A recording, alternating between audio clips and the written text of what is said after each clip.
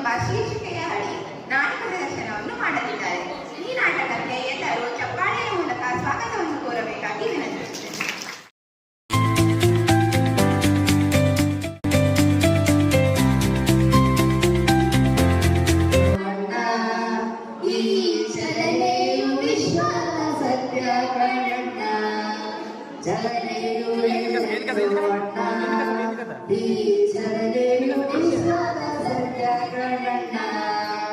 ಭೂಮಿಯ ಸುತ್ತ ಚಂದ್ರ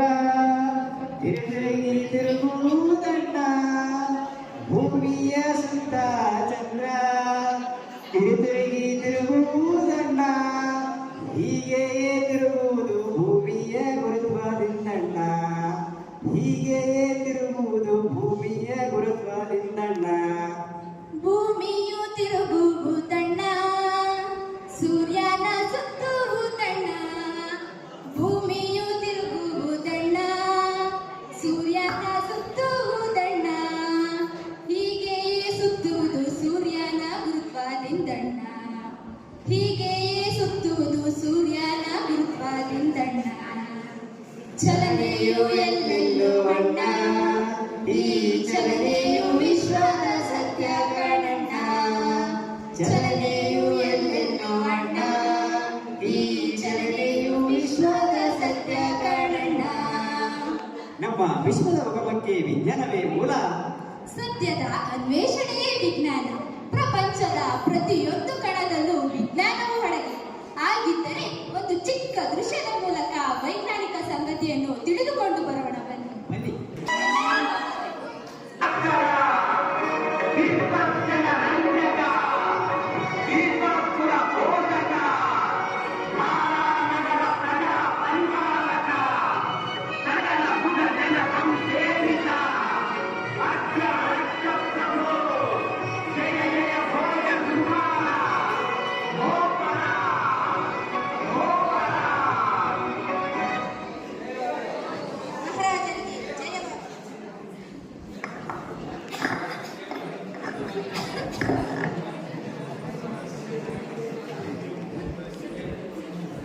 ಮಹಾಮಹಿಮ ಮಂತ್ರಿಗಳೇ, ಈ ಪ್ರಭಾತ ಕಾಲದಲ್ಲಿ ನಮ್ಮ ರಾಜ್ಯದ ಜನತೆಯ ಯೋಗಕ್ಷೇಮ, ಅವರ ಅಭಿವೃದ್ಧಿ ಹಾಗೂ ಅವರ ಭದ್ರತೆಯ ಕುರಿತು ಈ ದಿನ ಸಭೆಯನ್ನು ಆಯೋಜಿಸಿದ್ದೇನೆ.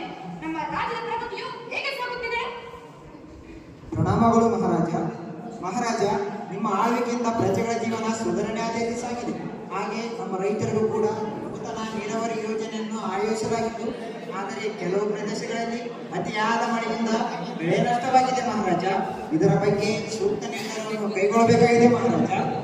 ಹಾಗಿದ್ದಲ್ಲಿ ನಮ್ಮ ರೈತರ ಅನುಕೂಲಕ್ಕಾಗಿ ನಮ್ಮ ರಾಜಧಾನಿಯಿಂದ ದವಸ, ಧಾನ್ಯ ಹಾಗೂ ಹಣಕಾಸಿನ ಸಹಾಯ ಒದಗಿಸಬೇಕು. ಮಂತ್ರಿ ಚತುರ್ವೇದಿ, ನಮ್ಮ ರಾಜ್ಯದ ಖಜಾನೆ ಸ್ಥಿತಿ ಯಾವ ಹಂತದಲ್ಲಿದೆ? ಮಹಾರಾಜ, ರಾಜ್ಯದ ಖಜಾನೆ ಈಗ ಸವಾಲಿನ ಹಂತದಲ್ಲಿದೆ. ಹತ್ತಿರದ ರಾಜ್ಯಗಳೊಂದಿಗೆ ವ್ಯಾಪಾರ ಒಪ್ಪಂದವನ್ನು ಬಿಗಿಗೊಳಿಸಿದರೆ ಆರ್ಥಿಕ ಸುಧಾರಣೆ ಸಾಧ್ಯ. ಅಲ್ಲದೆ ತೆರಿಗೆ ಸಂಗ್ರಹಣೆಯಲ್ಲಿಯೂ ಸಮರ್ಥ ವ್ಯವಸ್ಥೆಯನ್ನು ರೂಪಿಸಬೇಕಾಗಿದೆ ಮಹಾರಾಜ. ಆಗಲಿ, ಇದರ ಕುರಿತು ಶೀಘ್ರವಾಗಿ ವ್ಯವಸ್ಥೆಯನ್ನು ಕಲ್ಪಿಸಿದರಾಯಿತು. ಆದರೆ ಅದಕ್ಕೂ ಮೊದಲು ಒಂದು ಮಹತ್ವದ ಕಾರ್ಯ ನಡೆಯಬೇಕಾಗಿದೆ. ಮಂತ್ರಿಗಳೇ, ಅಕ್ಕಸಲಿಗಳನ್ನು ಕೂಡಲೇ ಬರ ಹೇಳಿ. ಆಗಲಿ ಮಹಾರಾಜ. ಆದರೆ ವಿಷಯವೇನು ಮಹಾರಾಜ? ಮಂತ್ರಿಗಳೇ, ಈ ನನ್ನ ಕಿರೀಟ ಯಾಕೋ ಕಾದಂತೆ ಕಾಣುತ್ತದೆ. ಅದರ ರೂಪವನ್ನು ಪಡೆದುಕೊಂಡಂತೆ ಹೊಸವಾಗುತ್ತಿದೆ. ಈ ಕಿರೀಟಕ್ಕೆ ಮತ್ತಷ್ಟು ಹೊಳಪು ನೀಡಬೇಕಾಗಿದೆ. ಆದ್ದರಿಂದ ಅಕ್ಕಸಲಿಗಳನ್ನು ಕೂಡಲೇ ಬರ ಹೇಳಿ. ಅಪ್ಪಣೆ ಮಹಾರಾಜ. ಯಾರಲ್ಲಿ? ಸೈನಿಕರೇ, ನಮ್ಮ ಸಾಮ್ರಾಜ್ಯದಲ್ಲಿರುವ ಉತ್ತಮ ಅಕ್ಕಸಾಲೆಗಳನ್ನು ನಮ್ಮ ಆಸ್ಥಾನಕ್ಕೆ ಈ ಕೂಡಲೇ ಬರ ಹೇಳಿ.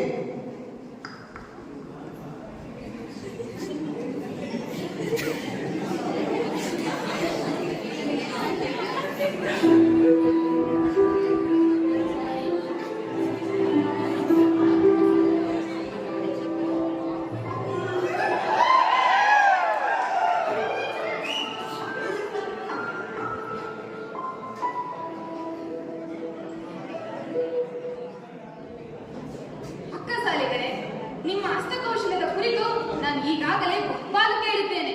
ನಿಮ್ಮ ಹಸ್ತಗಳಿಂದ ತಯಾರಾದ ಆಭರಣಗಳಂತೂ ನಮ್ಮ ರಾಜ್ಯದಾದ್ಯಂತ ಪ್ರಸಿದ್ಧಿಯಾಗಿವೆ. ಇದು ನನಗೆ ಬಹಳ ಸಂತೋಷದ ಸಂಗತಿಯಾಗಿದೆ. ಧನ್ಯವಾದಗಳು ಮಹಾರಾಜ. ನಾವು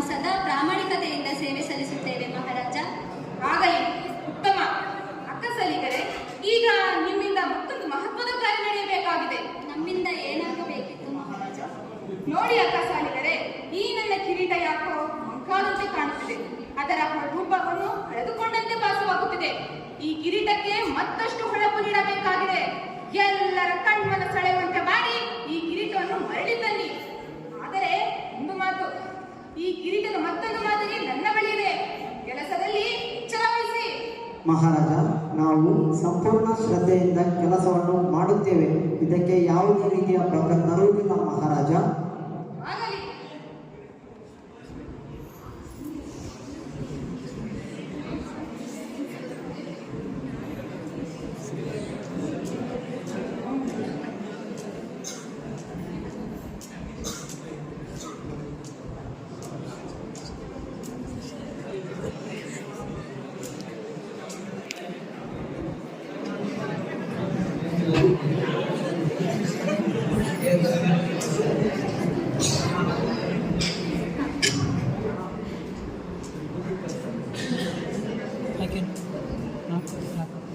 ಜೀರೋ ಮ್ಯಾಕ 0852 52 ಅಷ್ಟೇ.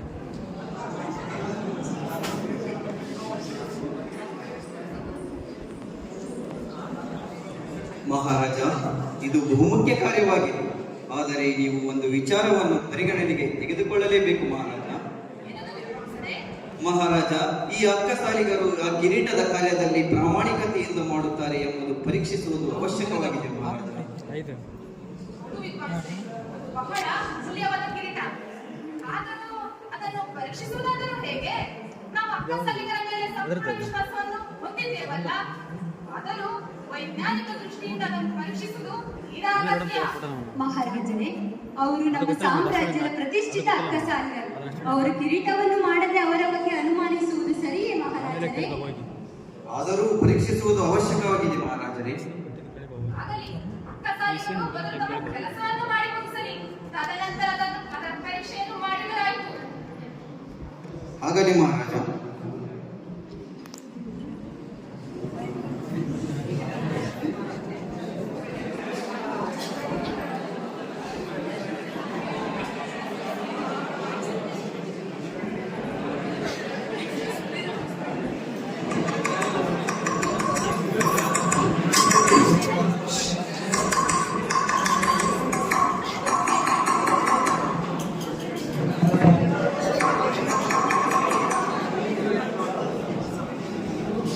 ಏನ್ ರಂಗಪ್ಪ, ಮಗಳ ಮದುವೆ ತಯಾರಿ ನಡೆದಿದೆಯಂತೆ?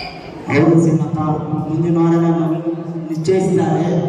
ಅಂದ್ರೆ ಮಗಳ ಮದುವೆ ಜೋರಂತ. ಯಾಜ ಕೈ ನೋಡಿ ಬಿಡುಗಾಸಿಲ್ಲ, ಏನಿಲ್ಲ ನನ್ನ ಹತ್ರ ಈಗ. ಏನೋ ಒಂದು ಆಗುತ್ತೆ ಬಿಡಿಸಿನಪ್ಪ. ಸರಿ ಸಿಂಹಪ್ಪ.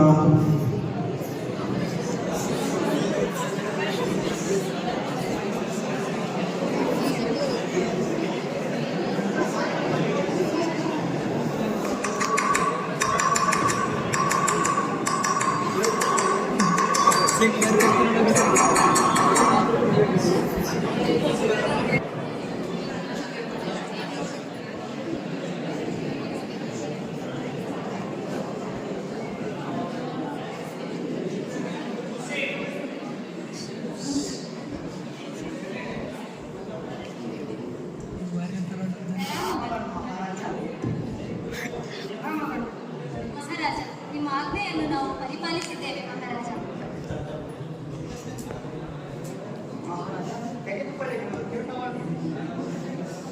ಮಂತ್ರಿಗಳೇ,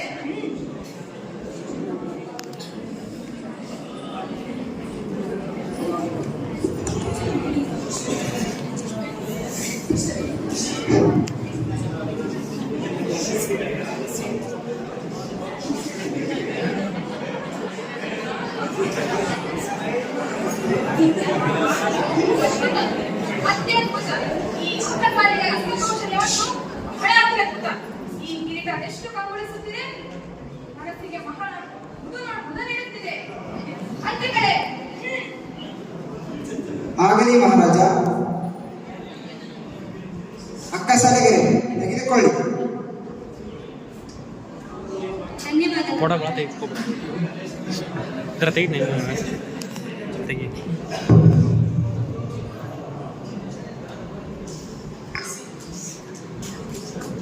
ಎಲ್ಲ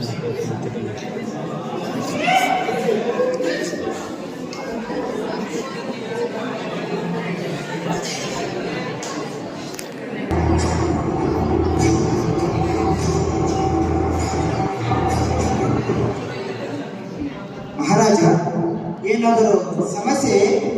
ಈ ಕಿರೀಟದಲ್ಲಿ ಏನೋ ವ್ಯತ್ಯಾಸವಾದಂತೆ ಕಾಣಿಸುತ್ತಿದೆ ಮಂತ್ರಿಗಳೇ. ಈ ಕಿರೀಟದಲ್ಲಿರುವ ವ್ಯತ್ಯಾಸವನ್ನು ವಿದ್ವಾಂಸರುಗಳೇ ನೀವು ಪರೀಕ್ಷಿಸಬೇಕು. ಈ ಕಿರೀಟದಲ್ಲಿರುವ ವ್ಯತ್ಯಾಸವನ್ನು ಯಾರು ಪರೀಕ್ಷಿಸುವರೋ ಅವರಿಗೆ ಸೂಕ್ತ ಬಹುಮಾನವನ್ನು ಒದಗಿಸಲಾಗುವುದು. ಆಗಲೇ ಮಹಾರಾಜ.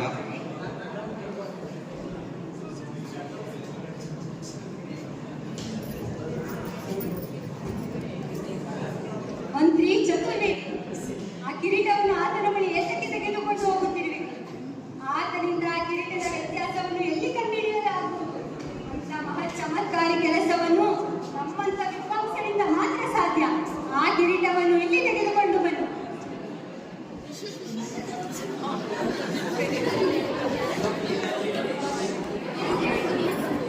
ಆಗಲಿ ವಿದ್ವಾಂಸರೇ, ಈ ಕೆಲಸದ ಮೂಲಕ ನಿಮ್ಮ ನೈಪುಣ್ಯತೆ ಹಾಗೂ ನಿಪುಣತೆಯನ್ನು ಇದರ ಮೂಲಕ ತಿಳಿದುಕೊಳ್ಳೋಣ. ಆಯ್ತು ಮಹಾರಾಜರೇ. ಮಹಾರಾಜ, ನಾನು ಒಮ್ಮೆ ಆ ಕಿರೀಟವನ್ನು ಪರೀಕ್ಷಿಸಲಿ. ಅಗತ್ಯವಾಗಿ ವಿದ್ವಾಂಸರೇ. ಧನ್ಯವಾದಗಳು.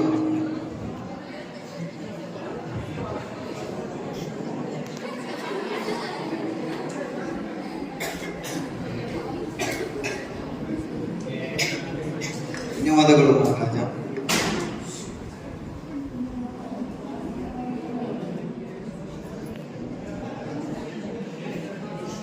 ಕ್ಯಾಮ್ರಾ ಕೂಡ ಆಫ್ ಮಾಡುತ್ತೆ.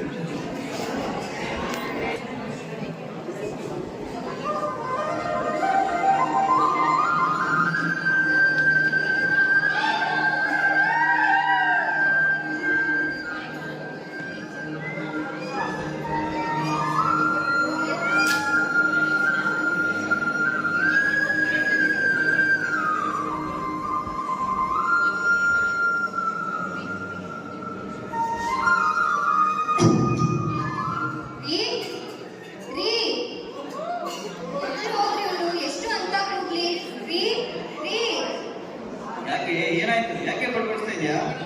ಎಲ್ಲಿ ಹೋಗಿದ್ರಿ ಅಂತ? ಎಷ್ಟು ಅಂತ ಹೋಗ್ಲಿ ನಿನ್ನ? ನೀವು ಯಾವ ಯೋಚನೆಯಲ್ಲಿ ಮುಳುಗೋಗಿದ್ದೀರಾ? ಏನಿಲ್ಲ ಕಣೆ, ನಮ್ಮ ಮಹಾರಾಜರ ಕಿರೀಟ ಯಾಕೋ ಮೋಸವಾಗಿದ್ದ. ಕೂಡಲೇ ಅಕ್ಕಸಾಲಿಗರನ್ನು ಕರೆಸಿ ಅದಕ್ಕೆ ಒಳಪು ನೀಡಿ ಮರಳಿ ತರಲು ಸೂಚಿಸಿದರು. ಅದರಂತೆ ಅಕ್ಕಸಾಲಿಗರು 2 ದಿನಗಳ ನಂತರ ಮರಳಿ ತಂದೊಪ್ಪಿಸಿದರು. ಆದರೆ ಆ ಕಿರೀಟದ ತೂಕದಲ್ಲಿ ಏನೋ ವ್ಯತ್ಯಾಸವಾಗಿದೆ ಕಣೆ.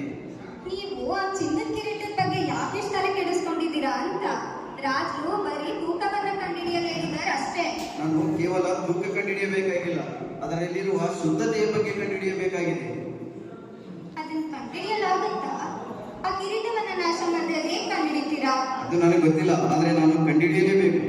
ನೀವು ಆಮೇಲೆ ಕಂಡುಹಿಡ್ಕೊಳ್ಳಿದ್ರಂತೆ. ಈಗ ಸ್ನಾನಕ್ಕೆ ನೀರು ಕಾಯಿಸಿದ್ದೀನಿ, ಹೋಗಿ ಸ್ನಾನಕ್ಕೆ. ಹಾ, ಮತ್ತೆ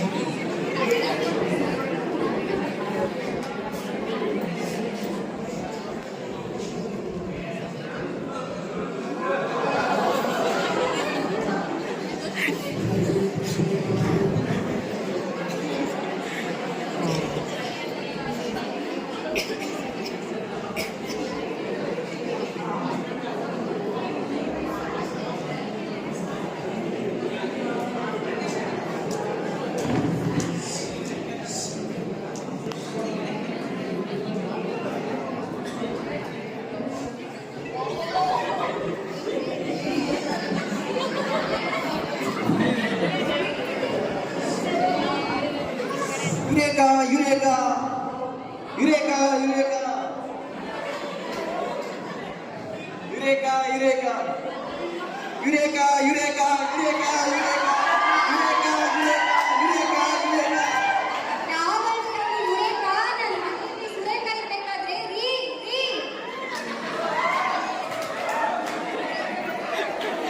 ಅಲ್ಲ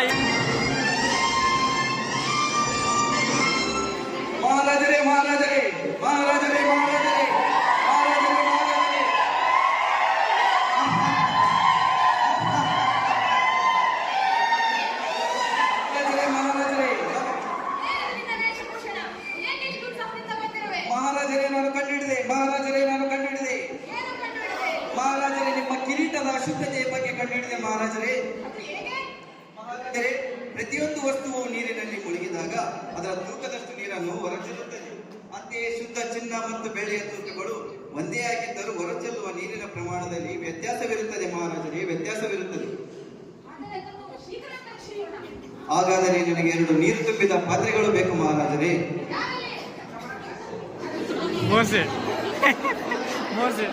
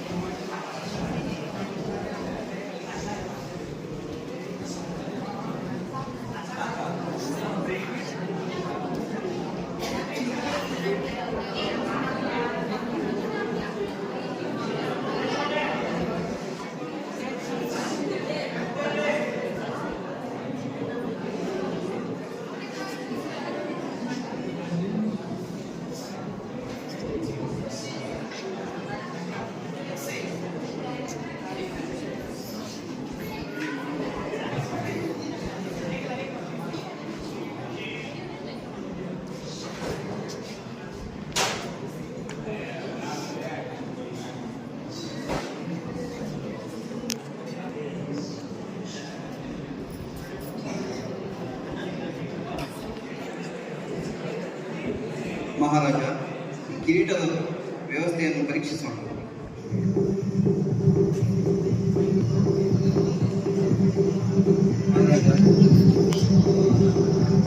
ಮಹಾರಾಜ, ಇದು ಅಕ್ಕಸಾಲಿಗರು ತಯಾರಿಸಿದ ಕಿರೀಟ.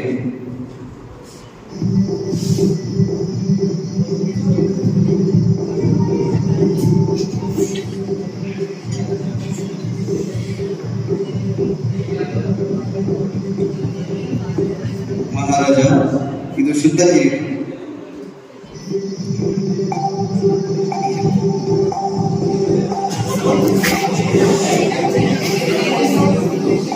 ಮಹಾರಾಜ, ನೀವೇ ನೋಡಿ ಮಹಾರಾಜ, ಈ ಕಿರೀಟದ ಅಶುದ್ಧತೆಯನ್ನು. ಈ ಕಿರೀಟದಲ್ಲಿ ಯಾವುದೋ ಧಾತುವಿನ ಮಿಶ್ರಣವಾಗಿದೆ ಮಹಾರಾಜ, ಆದ್ದರಿಂದ ನೀರನ್ನು ಹೊರಚೆಲ್ಲುತ್ತಿದೆ ಮಹಾರಾಜ.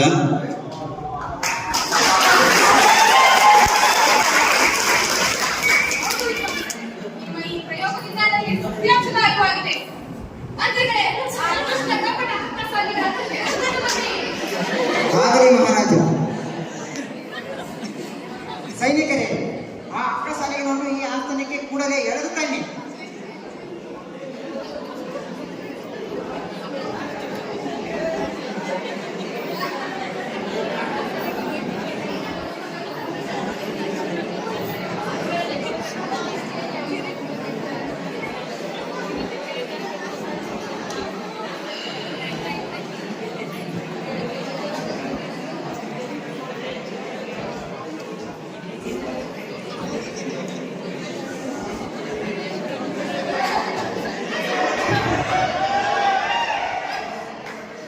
ಸಾಕು, ಸಾಕು, ನಿಲ್ಲಿಸಿ ನಿಮ್ಮ ಕಪಟ ನಾಟಕವನ್ನು.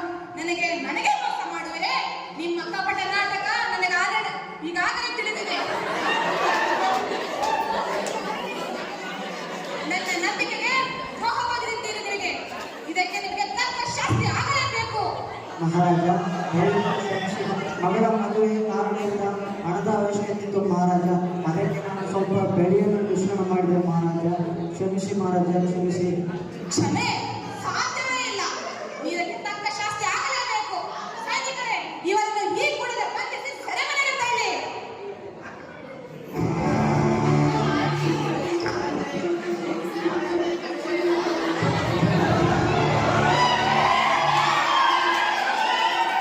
ಬೆಳಕು ಬಂದಂತಾಗಿದೆ. ನಿಮ್ಮಲ್ಲಿರುವ ಇಂತಹ ಮತ್ತಷ್ಟು ಚಿಂತನೆಗಳಿಗೆ ನಾವು ಸದಾ ಸಹಕಾರ ಒದಗಿಸುತ್ತೇವೆ. ಧನ್ಯವಾದಗಳು ಮಹಾರಾಜ. ವಿಜ್ಞಾನ ಮತ್ತು ಅದರ ತತ್ವಗಳು ರಾಜ್ಯದ ಪ್ರಗತಿಗೆ ಸೂಕ್ತವಾದವು. ನಾನು ರಾಜ್ಯದ ಸೇವೆಗೆ ಸದಾ ಚಿರಋಣಿಯಾಗಿರುತ್ತೇನೆ ಮಹಾರಾಜ. ಆಗಲಿ ಉತ್ತಮ ಪಂಡಿತರೇ. ನಿಮ್ಮಂತಹ ಪಂಡಿತರು ನಮ್ಮ ಆಸ್ಥಾನಕ್ಕೆ ಬಹಳ ತೀರಾ ಅಗತ್ಯ. ಧನ್ಯವಾದಗಳು.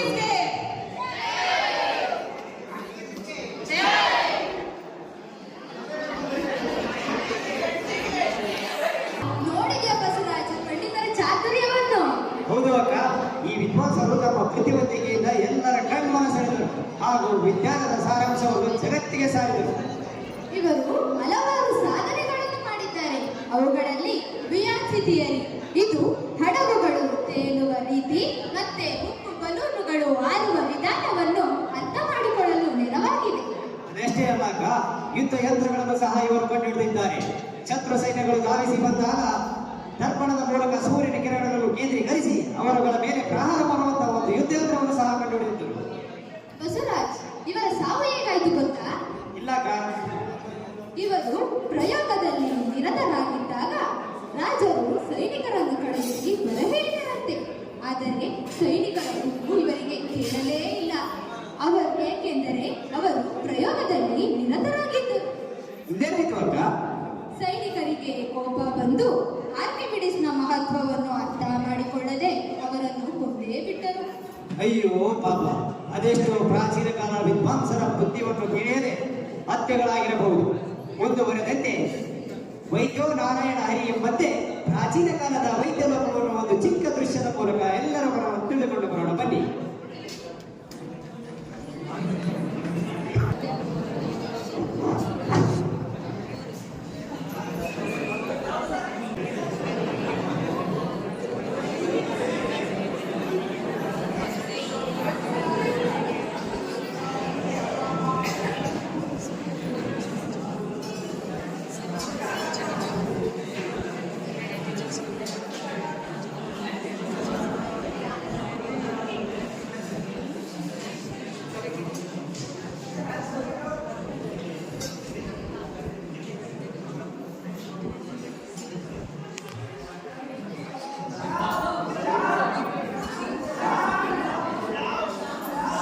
ಗೌರಿ, ಗೌರಿ, ಈಗ ಬಂದ್ರಾ? ಹೌದು ಗೌರಿ.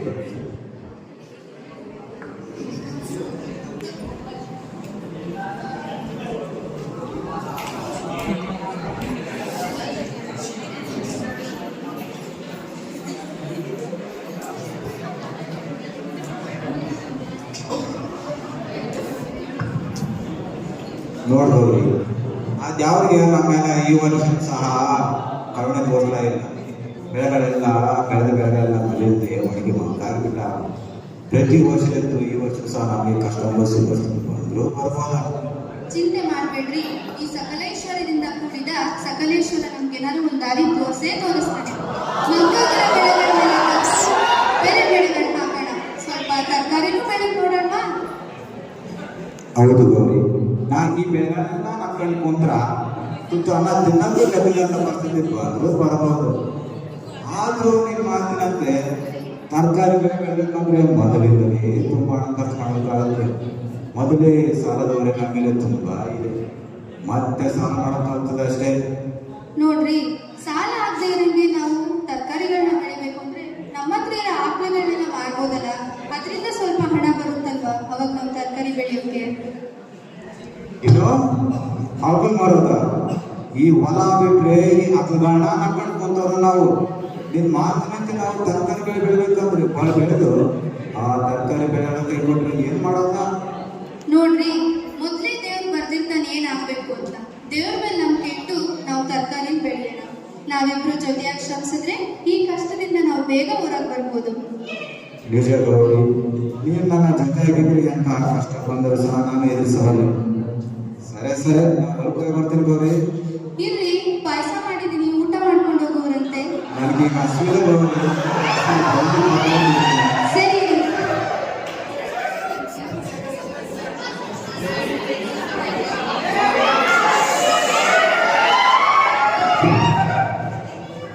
ಎಲ್ಲಿಗೆ ಹೋಗ್ತಾ ಇದ್ದೆ ಅಪ್ಪ?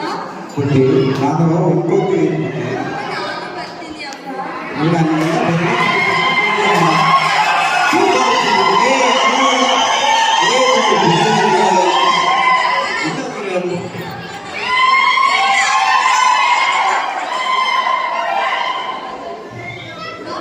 ಪಾಯಸ ಮಾಡಿದೀನಿ, ಊಟ ಮಾಡುವಂತೆ.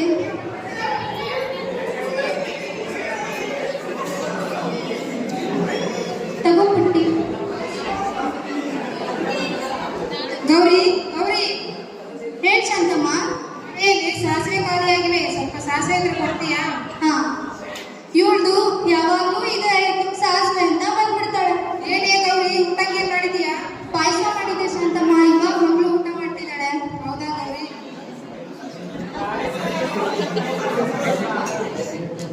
ತಗೋ ಶಾಂತಮ್ಮ, ಇರು ನಿನ್ಗೂ ಪಾಯಸ ಹಾಕೊಡ್ತೀನಿ. ಅಯ್ಯೋ ಪುಟ್ಟಿ, ಪುಟ್ಟಿ, ಗೌರಿ, ಗೌರಿ, ಅಯ್ಯೋ, ಪಾಯಸದಲ್ಲಿ ಅಲ್ಲೇ ಬಿದ್ದಿದೆಯಲ್ಲ. ಪುಟ್ಟಿ, ಪುಟ್ಟಿ, ಹೇಳಮ್ಮ ಪುಟ್ಟಿ, ಪುಟ್ಟಿ, ಪುಟ್ಟಿ, ಪುಟ್ಟಿ, ಪುಟ್ಟಿ.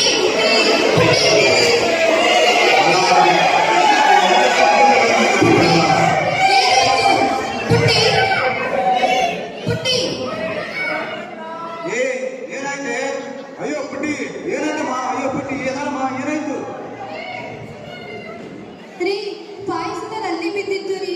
ನೋಡ್ದಾಗ ಮಗಳಿಗೆ ಹಾಕೊಟ್ಬಿಟ್ಟೆ, ಅದನ್ನೇ ತಿನ್ಬಿಟ್ಲು. ಅಯ್ಯೋ ದೇವ್ರೆ, ನನಗೆ ಎಂತ ಪರಿಸ್ಥಿತಿ ತಂದೆ ನೀನು. ಈ ಕಣ್ಗಳ ತುಂಬಾ ನಾ ಒಂದು ಕಣ್ಣಿಗೆ ಹೇಗಿಂತ ಪರಿಸ್ಥಿತಿ. ಮಗಳೇ, ಪುಟ್ಟಿ,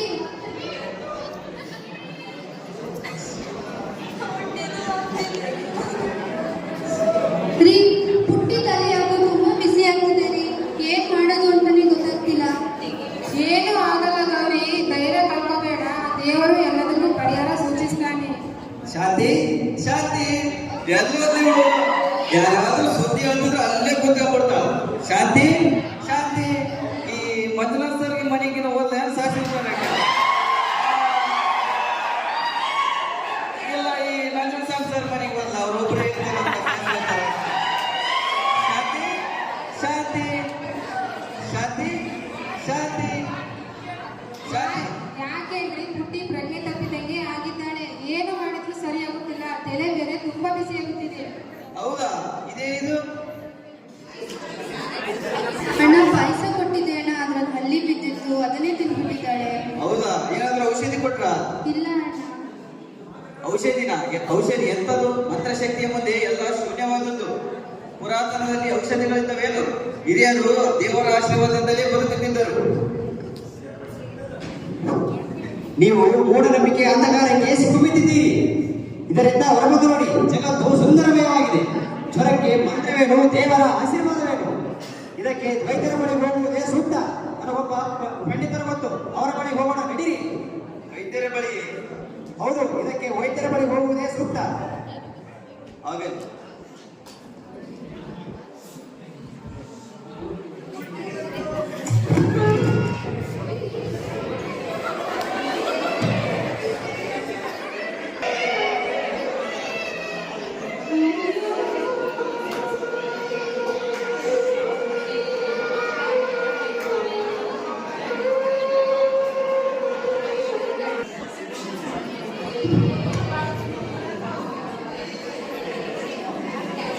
ಏನಾಯ್ತಮ್ಮ ನಿಂಗೆ? ಪುಟ್ಟಿ, ಪುಟ್ಟಿ, ಪುಟ್ಟಿ, ಏನಾಯ್ತು?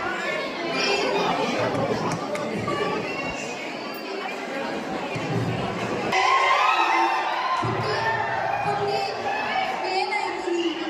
ಪುಟ್ಟಿ, ಪುಟ್ಟಿ,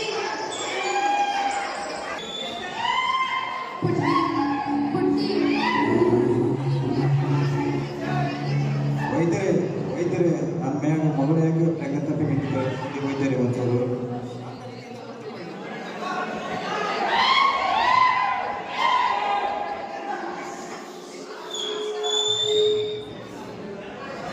ಭಯವೇ ಬಂಧನವಲ್ಲ, ಭಯವಿಲ್ಲದ ಮನಸ್ಸು ಸ್ವಾಸ್ಥ್ಯಕ್ಕೆ ದಾರಿ ತೋರುವುದು. ಚೆಕ್ ಮಾಡಿ.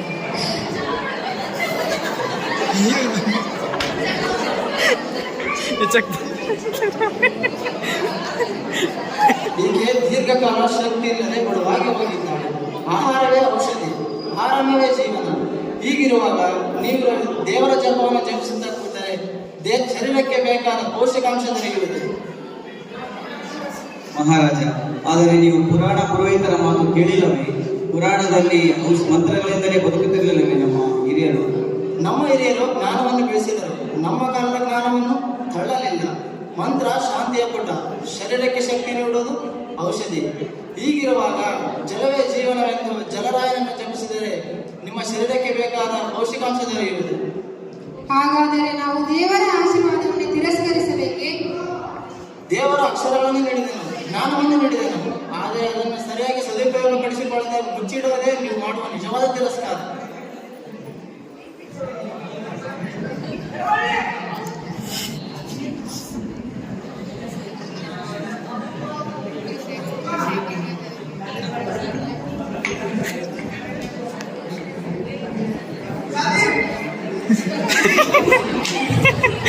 ಎಷ್ಟು ನೆಗೆಸ್ ಪಡಿಸ್ ಮೇಲೆ ಹಾಂ ಇತ್ತಾಗ ನೋಡಿ ಸತ್ತೋಕೆ ನಾವು ಹೋಗಲ್ಲ ಇತ್ತ ನೋಡ್ರಿ ಮತ್ತೆ ಕಲ ಸಾವನ್ನ ಕರ್ಕೊಂಡಿರ್ತ ನೋಡು.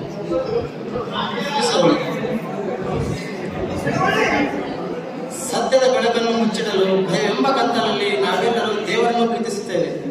ನಂಬಿಕೆಯು ಅರ್ಥಪೂರ್ಣವಾಗಬೇಕಾದರೆ ಜ್ಞಾನವನ್ನು ಒಪ್ಪಿಕೊಳ್ಳಲೇಬೇಕು. ವ್ಯವಸಾಯವನ್ನು ಮಾಡುವಾಗ ದೇವರನ್ನು ನೀಡುತ್ತೇವೆ. ನೆಲಕ್ಕೆ ಬೀಜವನ್ನು ಹಾಕದೆ ಫಲ ನೀಡುವುದೇ, ಚಿಕಿತ್ಸೆಯನ್ನು ನೀಡದೆ ರೋಗ ನಿವಾರಣೆಯಾಗುವುದು.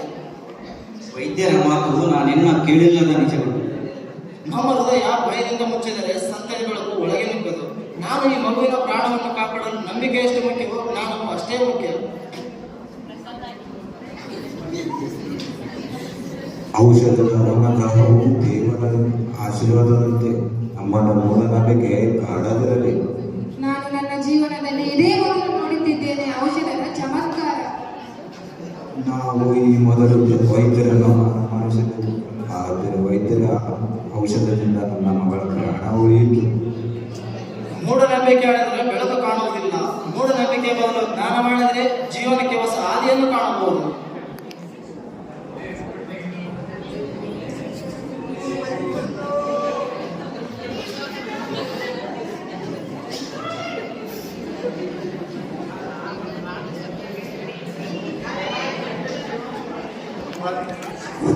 ಜೀವ ಸಂಕುಲದಲ್ಲಿನ ಸಕಲ ರೋಗಗಳಿಗೆ ಪ್ರಕೃತಿಯೇ ಔಷಧಿ ಎಂಬುದನ್ನು ನಮ್ಮ ಪ್ರಾಚೀನ ಕಾಲದ ವೈದ್ಯರು ತಿಳಿಸಿಕೊಟ್ಟಿದ್ದಾರೆ. ನಿಸರ್ಗದಲ್ಲಿನ ಗಿಡಮೂಲಿಕೆಗಳಿಗೆ ಹಲವಾರು ರೋಗಗಳನ್ನು ಹೋಗಲಾಡಿಸುವ ವಿಶೇಷ ಶಕ್ತಿ ಇದೆ. ಅದಷ್ಟೇ ಅಲ್ಲ, ಪ್ರಾಚೀನ ಕಾಲದ ವೈದ್ಯ ಪಂಡಿತರಾದಂತಹ ಚರಕರು ಬರೆದಂತಹ ಚರಕ ಸಂಹಿತೆ ಹಾಗೂ ಸುಶ್ರುತರು ಇವರ ಬಗ್ಗೆ ಹೇಳುವುದಾದರೆ ಆಧುನಿಕ ಶಸ್ತ್ರಚಿಕಿತ್ಸೆಗಳನ್ನು ಹೊಂದದೆ ಕೇವಲ ಪ್ರಕೃತಿಯಲ್ಲಿ ದೊರೆಯುವ ಮುಳ್ಳುಗಳಿಂದ ಚಿಕಿತ್ಸೆಯನ್ನು ಮಾಡುವಂತಹ ನೈಪುಣ್ಯತೆಯನ್ನು ಹೊಂದಿದ್ದರು. ಬಸವರಾಜ್, ನಿನಗೆ ಗ್ರಹಗಳ ಚಲನೆಯ ಬಗ್ಗೆ ಮಾಹಿತಿ ಇದೆಯಾ? ನನಗೆ ಅಷ್ಟೊಂದು ನಿಖರವಾದ ಮಾಹಿತಿ ಇದ್ದಾಗ ಹಾಗಿದ್ದರೆ ಈ ದೃಶ್ಯದ ಮೂಲಕ ನೋಡಿಕೊಂಡು ಬರೋಣವಾ? ಆಗ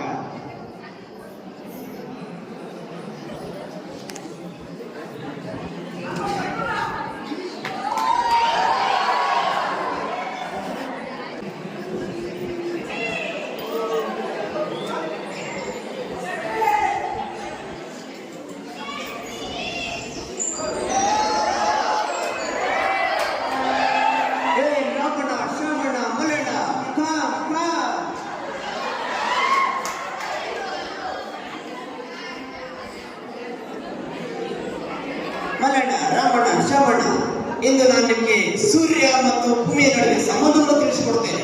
ಏನು ಸೂರ್ಯನ ಬಗ್ಗೆ ತಿಳಿಸ್ತೀಯ, ಏನು ಚಂದ್ರನ ಬಗ್ಗೆ ತಿಳಿಸ್ತೀಯ, ದಿನ ನಮ್ಮನ್ನು ಕೆಲಸ ಮಾಡೋದು ಕರೆದು ಕೆಲ ಮಾತ್ರ ಚೆನ್ನಾಗಿ ತಿಂತೀಯ. ಗುರುಗಳೇ, ನಮ್ಗೆ ಕೆಲಸ ಮಾಡಿ ಏನು ಹೇಳ್ಬೇಕು ಗೆದ್ದು ಹೇಳೋದು ಕಾಮಚ ನಮ್ದ. ಆಯ್ತು ಮಲ್ಲಣ್ಣ, ಬೇಗ ಬರ್ತೀನಿ, ಕೂತ್ಕೊಳ್ಳಿ, ಸಿಡ.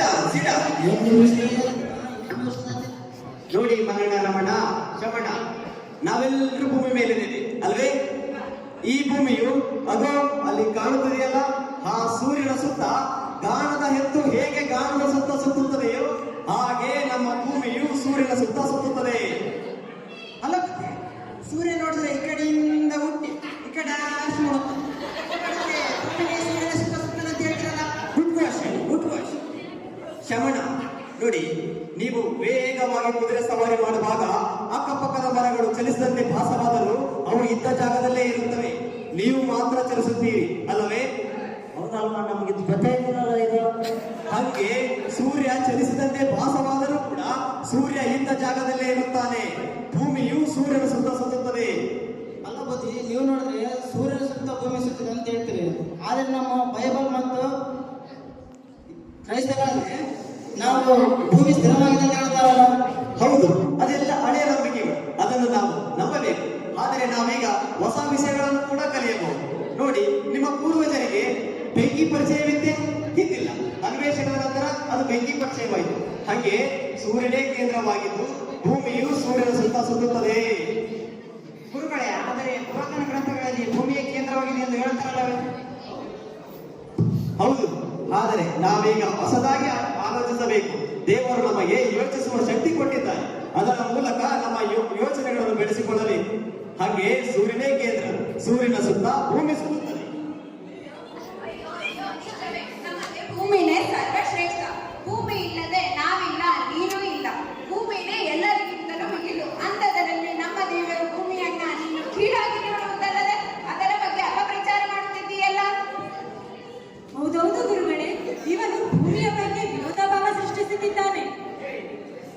ಹೇ ಪಾದ್ರಿಗಳೇ, ನಿಮಗೆ ತಿಳಿದಿರೋದು ಬೈಬಲ್ ಹೇಳೋದು ಅಷ್ಟೇ, ಮತ್ತೇನು ಅಲ್ಲ. ಈತನನ್ನು ರಾಜನ ಬಳಿ ಕರೆದುಕೊಂಡು ನೀಡಬೇಕು. ನಿಲ್ಲಿಸಿ ನಿಮ್ಮ ಅಸಹ್ಯಪಟ್ಟು ಮಾತುಗಳನ್ನು. ನಾನೇನು ತಪ್ಪು ಹೇಳಿದೆ? ಇರುವ ಸತ್ಯವನ್ನೇ ಹೇಳುತ್ತಿದ್ದೇನೆ. ಮುಚ್ಚು ಬಾಯಿ. ನೀವು ದೇವರ ಸೃಷ್ಟಿಯನ್ನು ಪ್ರಶ್ನಿಸುತ್ತಿದ್ದೀರಿ. ನೀವು ಧರ್ಮನಿಂದಕರು. ನಾನು ಯಾವುದೇ ಧರ್ಮವನ್ನು ನಿಂದಿಸುತ್ತಿಲ್ಲ, ಅದನ್ನು ಅರ್ಥ ಮಾಡಿಕೊಳ್ಳಲು ಪ್ರಯತ್ನಿಸುತ್ತಿದ್ದೇನೆ. ನೀವು ನಿಮ್ಮ ಈ ವೈಜ್ಞಾನಿಕ ಆವಿಷ್ಕಾರಗಳು ನಮ್ಮ ಚರ್ಚಾ ಅಧಿಕಾರಕ್ಕೆ ಅಪಾಯವನ್ನುಂಟು ಮಾಡುತ್ತವೆ. ನೀವು ನಿಮ್ಮ ಈ ಸಿದ್ಧಾಂತವನ್ನು ತ್ಯಜಿಸಬೇಕು. ಸಿದ್ಧಾಂತವನ್ನು ತ್ಯಜಿಸುವುದೇ ಸಾಧ್ಯವಿಲ್ಲ. ನನ್ನ ಸಿದ್ಧಾಂತವನ್ನು ನಾನು ಎಂದಿಗೂ ತ್ಯಜಿಸುವುದಿಲ್ಲ. ನೀವು ಹೇಳುವುದು ಸತ್ಯ ಅಥವಾ ಸುಳ್ಳು ಎಂದು ರಾಜನ ನಿರ್ಧರಿಸಲಿ. ನಡೆ ನಮ್ಮ ಜೊತೆ. ಬಿಡಿ ಪಾದ್ರಿಗಳೇ, ಬಿಡಿ ನನ್ನನ್ನು, ಬಿಡಿ ಬಿಡಿ ಪಾದ್ರಿಗಳೇ, ಪಾದ್ರಿಗಳೇ ಬಿಡಿ.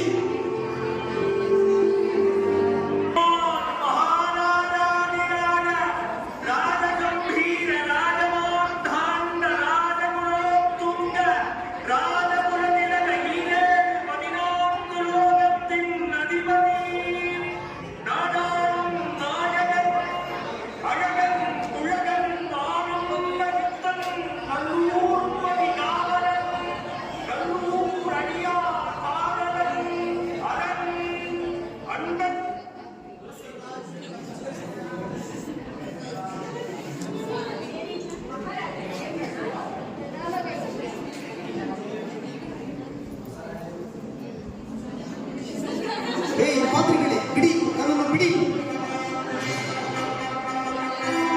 ಬಿಡಿ ನನ್ನನ್ನು, ಬಿಡಿ. ಧರ್ಮಾಧಿಕಾರಿಗಳೇ, ಈತ ಏನು ಮಾಡಿದ್ದಾನೆ? ಯಾಕೆ ಈತನನ್ನು ಬಂದಿಯನ್ನಾಗಿಸಿದ್ದೀರಿ?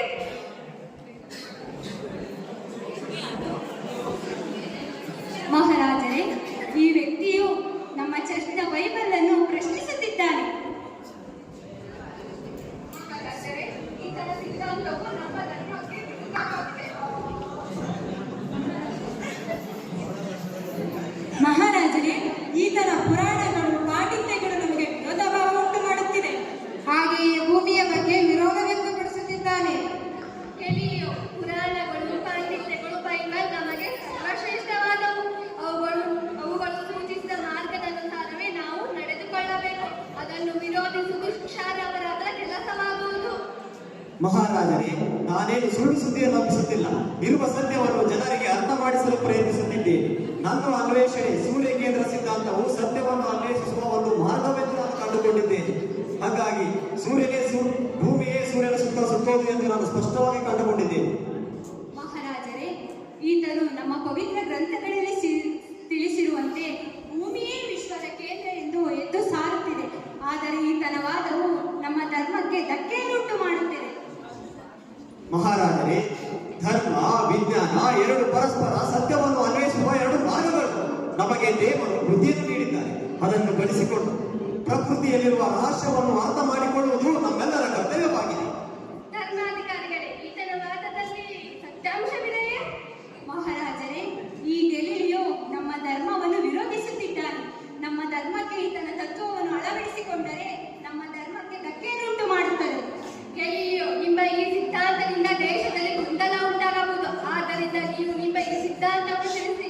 ಇಲ್ಲದಿದ್ದರೆ ನೀವು ಗಂಭೀರ ಪರಿಣಾಮಗಳನ್ನು ಎದುರಿಸಬೇಕಾಗುತ್ತದೆ. ಕ್ಷಮಿಸಿ ಮಹಾರಾಜ, ನನ್ನ ಸಿದ್ಧಾಂತವನ್ನು ನನ್ನಿಂದ ತ್ಯಜಿಸಲು ಎಂದಿಗೂ ಸಾಧ್ಯವಿಲ್ಲ. ಹಾಗೆ ನನ್ನ ಅನ್ವೇಷಣೆಯೂ ಕೂಡ ನನ್ನಿಂದ ತ್ಯಜಿಸಲು ಎಂದಿಗೂ ಸಾಧ್ಯವಿಲ್ಲ. ನಿಮ್ಮ ಈ ಒಂದು ಸಲಹೆಗೆ ನೀವು ಸರಿಯಾದ ಬೆಲೆಯನ್ನು ತೆರಬೇಕಾಗುತ್ತದೆ. ನಮ್ಮ ಆದೇಶವನ್ನು ಧಿಕ್ಕರಿಸುವುದು ಅಪರಾಧ. ಆದ್ದರಿಂದ ನಿಮ್ಮನ್ನು ಬಂಧಿಸಿ ಸೂಕ್ತ ಶಿಕ್ಷೆಗೆ ನೀಡಲಾಗುವುದು. ಮಹಾರಾಜ, ನೀವು ನನ್ನನ್ನು ಬಂಧಿಸಬಹುದು, ಆದರೆ ಸತ್ಯವನ್ನು ಬಂಧಿಸಲು ಎಂದಿಗೂ ಸಾಧ್ಯವಿಲ್ಲ. ಸತ್ಯವು ಬೂದಿ ಮುಚ್ಚಿದ ಕೆಂಡದಲ್ಲಿ ಒಂದಲ್ಲ ಒಂದು ದಿನ ಬೆಳಕಿಗೆ ಬಂದೇ ಬರುತ್ತದೆ. ಸೈನಿಕರೇ, ಈತನನ್ನು ಬಂಧನದಲ್ಲಿರಿಸಿ.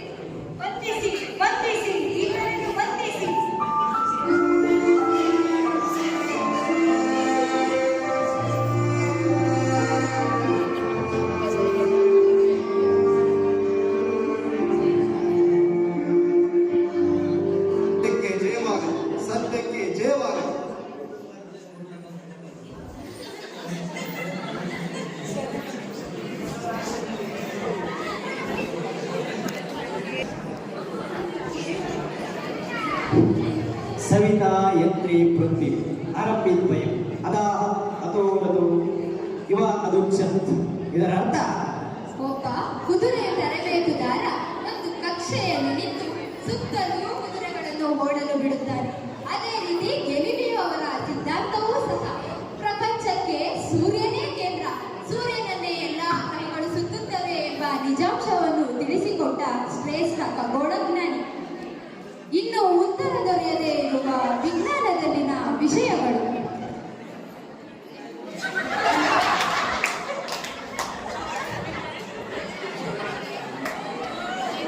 ಬ್ರಹ್ಮಾಂಡದ ಹುಟ್ಟು ಮತ್ತು ಅಂತ್ಯ, ಬಿಗ್ ಬ್ಯಾಂಗ್ ನಂತರ ಏನಾಯಿತು? ಬ್ರಹ್ಮಾಂಡವು ಒಂದು ದಿನ ನಶಿಸಿ ಹೋಗುವುದೋ ಅಥವಾ ಶಾಶ್ವತವೋ? ಭೂಮಿಯನ್ನು ಹೊರತುಪಡಿಸಿ ಬೇರೆ ಗ್ರಹಗಳಲ್ಲಿ ಜೀವಿಗಳ ವಾಸಸ್ಥಾನವಿದೆಯೇ? ಚಂದ್ರ ಮತ್ತು ಮಂಗಳ ಗ್ರಹದಲ್ಲಿ ಜೀವಿಯು ಜೀವಿಸುವುದು ಸಾಧ್ಯವೇ? ಭವಿಷ್ಯ ಅಥವಾ ಹಳೆಯ ಸಮಯಕ್ಕೆ ಪ್ರಯಾಣಿಸುವ ಸಾಧ್ಯತೆ ಇದೆಯೇ? ಮನುಷ್ಯನ ಮೆದುಳು 100% ಉಪಯೋಗಿಸಲು ಸಾಧ್ಯವೇ? ಮೆದುಳಿನ ಸಂಪೂರ್ಣ ಶಕ್ತಿಯನ್ನು ಬಳಸಿದರೆ ಏನಾಗಬಹುದು? ಮನುಷ್ಯನ ಜೀವಾವಧಿಯನ್ನು ಅನಂತವಾಗಿ ಹೆಚ್ಚಿಸಲು ಸಾಧ್ಯವೇ? DNA ಮಾರ್ಪಾಡುಗಳ ಮೂಲಕ ಸೌಂದರ್ಯ ಮತ್ತು ಆರೋಗ್ಯವನ್ನು ಯಾವ ಮಟ್ಟಿಗೆ ನಿಯಂತ್ರಿಸಬಹುದು? ಸತ್ತ ನಂತರ ಏನಾಗುತ್ತದೆ? ಸಾವನ್ನು ಗೆಲ್ಲಬಹುದೇ? ಇದಷ್ಟೇ ಅಲ್ಲ, ಇನ್ನೂ ಹಲವಾರು ಪ್ರಶ್ನೆಗಳಿಗೆ ನಾವು ಕೇವಲ ಸಮಂಜಸತೆಯನ್ನು ಮಾತ್ರ ನೀಡಬಲ್ಲೆವು. ಆದರೆ ಇದಕ್ಕೆ ಇನ್ನಾವುದೇ ನಿಖರವಾದ ಮಾಹಿತಿ ಹಾಗೂ ಪುರಾವೆಗಳು ದೊರೆತಿಲ್ಲ. ಹಾಗಂತ ನಮ್ಮ ವಿಜ್ಞಾನಿಗಳು ಏನು ಸುಮ್ಮನಿಲ್ಲ. ಅವರ ಪ್ರಯತ್ನಗಳನ್ನು ಸಂಶೋಧನೆಗಳನ್ನು ಕೈಗೊಳ್ಳುತ್ತಲೇ ಇದ್ದಾರೆ. ಅವರ ಸಂಶೋಧನೆಗಳಿಗೆ ಬೇಗನೆ ಯಶಸ್ಸು ದೊರೆಯುವಂತಾಗಲಿ ಎಂದು ಹೇಳುತ್ತಾ, ವಿಜ್ಞಾನವೆಂಬುದೇ ವಿಸ್ಮಯ, ಆ ವಿಸ್ಮಯಗಳನ್ನು ಆವಿಷ್ಕರಿಸುವ ಕಣಜಗಳೇ ನಮ್ಮ ವಿಜ್ಞಾನಿಗಳು. ವಿಸ್ಮಯಲೋಕದ ಕಣಜಗಳು, ವಿಸ್ಮಯಲೋಕದ ಕಣಜಗಳು.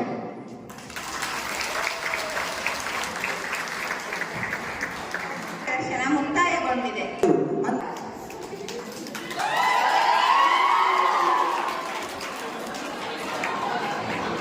ರಾಜನ ಪಾತ್ರದಲ್ಲಿ ನಾಗರತ್ನ,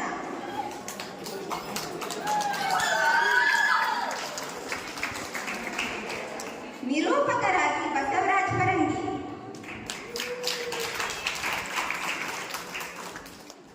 ಮಂತ್ರಿಯ ಪಾತ್ರದಲ್ಲಿ ದಿವ್ಯಾ,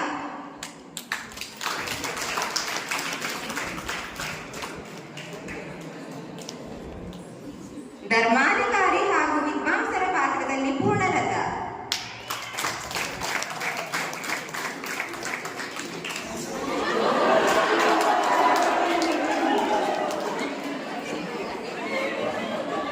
ರಾಜನ ಪಾತ್ರದಲ್ಲಿ ನಿವೇದಿತಾ ಅಯ್ಯಂಗಡಿ,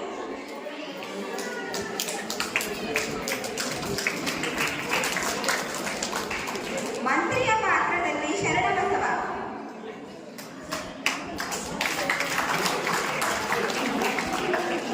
ನಿರೂಪಕರಾಗಿ ಸುಷ್ಮಿತಾ ಕೆ,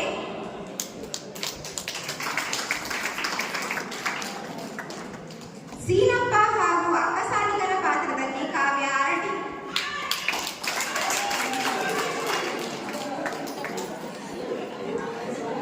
ಧನ್ವಂತರಿಯ ಪಾತ್ರದಲ್ಲಿ ಎಡವಳ್ಳಿ ಗಾದಿಲಿಂಗಪ್ಪ,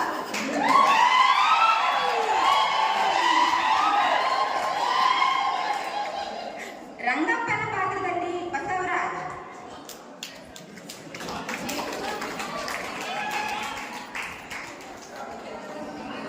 ಪುಟ್ಟಿಯ